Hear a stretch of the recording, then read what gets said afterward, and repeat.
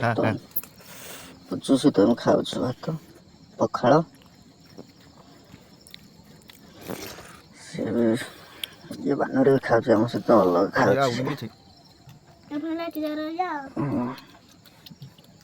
ସେ ଅନ୍ୟ ବାନ୍ୟ କ'ଣ ତରକାରୀ ହେଇଛି କହ ତ? କ'ଣ ଖାଉଛୁ? କହିପାରୁନି କିଛି। ମନେ ହଉନି।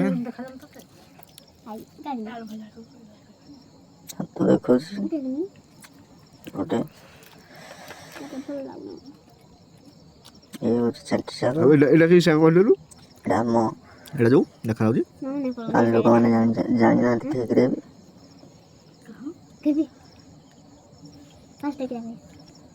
କଲରାକୁ ଆଳୁ ଭଜା, ଫାଷ୍ଟ ତ କହିବୁ ଯାହା କହିବା କଥା ପୁଣି ଆଉ କ'ଣଟା କହିବୁ? ପିଆଜ,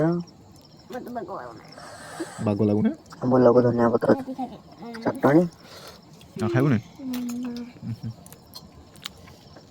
ସେ ପୁଚୁ ଉଠି ଖଟାକୁ ଧନିଆ ପତ୍ର ଗଲାଣି ଖାଇସାରିଲା। ତାପରେ